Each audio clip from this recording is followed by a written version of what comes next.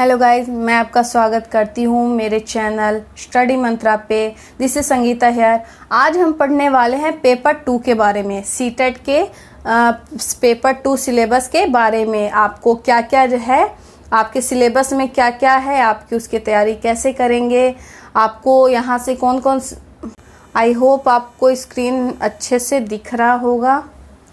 Paper 2 में आपका बाल विकास और अध्यापन है, जो कि पेपर फर्स्ट में भी आपका यही है, पेपर 2 में भी वही है, बस आपको थोड़ी डिटेल में पूछा जाएगा। बाल विकास, इसमें आपके टॉपिक हैं बाल विकास की अवस्था तथा अधिगम से उसका संबंध, बाल के विकास के सिद्धांत, आनुवांशिकता एवं प्रभाव, आनुवांशिकता पे किसी बच्चे का क्या प्रभाव पड़ता है, वातावरण से क्या प्रभाव पड़ते हैं, दोनों बच्चों पे आनुवांशिकता का प्रभाव पड़ता है या पर्यावरण का पड़ता है या दोनों का ही पड़ता है। आपको सारी वीडियोस मिलेगी इसके बारे में, आप वीडियो देखना ना भूले। फिर आपका है सामाजिकरण दबाव, सामाजिक विश्व और बालक, शिक्षक, अभिभावक और मित्रगण, इसमें आपके क्या प्रभाव डालते हैं, आपके अभिभावक क्या प्रभाव डालते हैं, शिक्षक क्या प्रभाव डालते हैं, उनका क्या रोल है, पेरेंट्स का क्या रोल है, इन्वायरमेंट का क्या रोल है, आपको इसमें सारी चीजें पढ़नी पड़ेगी। फिर आते हैं कोहलबर्ग, प्याजे, वाइगोत्स्की, इनके निर्माण और विवेची संदर्भ, इन्होंने क्या कहा, क्या बातें की, सारी चीजें आपको। फिर आता है आपका बाल केंद्रित एवं प्रतिगामी शिक्षा की अवधारणाएं। टीचर को जो है बाल केंद्रित होना चाहिए या नहीं होना चाहिए, उसके बारे में उसकी अवधारणा क्या है, सारी चीजें आपको जाननी है। वैदिकता के निर्माण का विवेचन संदर्भ, बहुआयामी बौद्धिकता, भाषा और चिंतन, समाज निर्माण के रूप में लिंग, भूमिका एवं लिंग पूर्वाग्रह, इसमें जो लिंग का विभेदीकरण किया जाता है समाज के द्वारा, वो उसके बारे में आपको पढ़ना है। शिक्षार्थियों के मध्य वैश्विक विभिन्नता, भाषा, जाति, लिंग, समुदाय से जो भेदभाव करते हैं, उनकी चीजों में आपको समझना है। अधिगम के मूल्यांकन के बीच अंतर, विद्यालय आधारित मूल्यांकन, सतत एवं व्यापक मूल्यांकन के बारे में आपको पढ़ना है। शिक्षार्थियों की तैयारी के स्तर के मूल्यांकन के लिए कक्षा में शिक्षण और विवेचित चिंतन के लिए शिक्षार्थी की उपलब्धि क्या होती है, कैसे होती है। फिर आपका दूसरा पॉइंट आता है समावेशी शिक्षा की अवधारणा तथा विशेष आवश्यकता वाले बालकों को समझना। ये आपके 5 नंबर के आने वाले हैं। अधिगम संबंधी समस्या, कठिनाई क्या होता है, मेधावी सृजनशील बालक कैसे होते हैं, उनको आवश्यकता पे कैसे समझाना चाहिए, क्या करना चाहिए, वो सारी चीजें हैं। फिर आता है अध्ययन एवं अध्यापन, बालक विकास किस प्रकार सोचते हैं, सीखते हैं, बाल विद्यालय प्रदर्शन को सफलता प्राप्त करते हैं और कैसे सफल होते हैं, सारी चीजें आपको देखने को मिलेगी।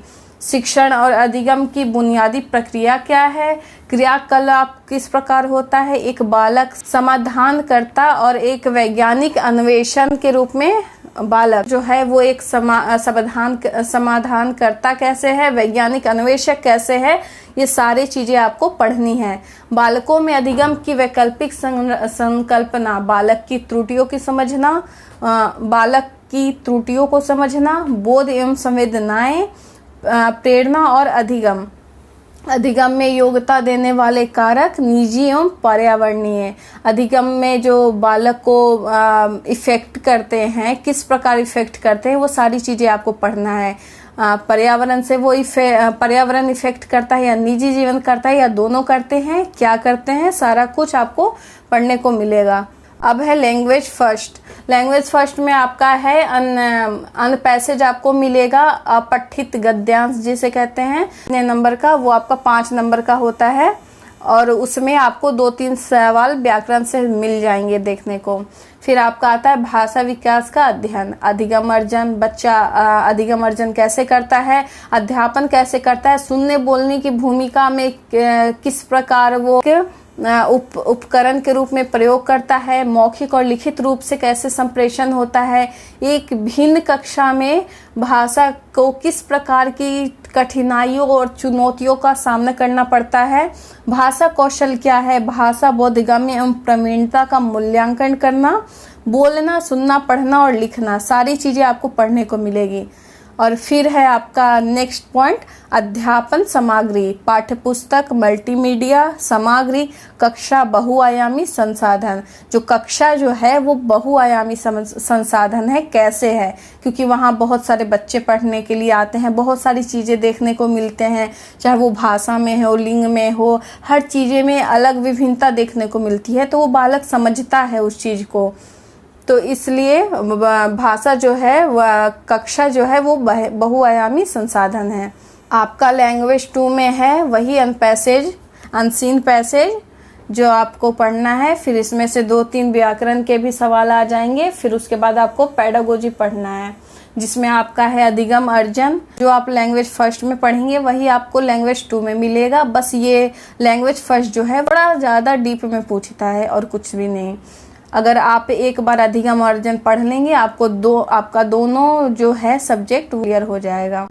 फिर है भाषा अध्यापन के सिद्धांत, सुनने बोलने की भूमिका, मौखिक एवं लिखित विचारों का संप्रेषण, एक भिन्न कक्षा भाषा की चुनौतियां, कठिनाई। वही सारी चीज़ें जो आपको भाषा फर्स्ट में पढ़नी है वही सारी चीज़ें आपको भाषा 2 में भी हैं।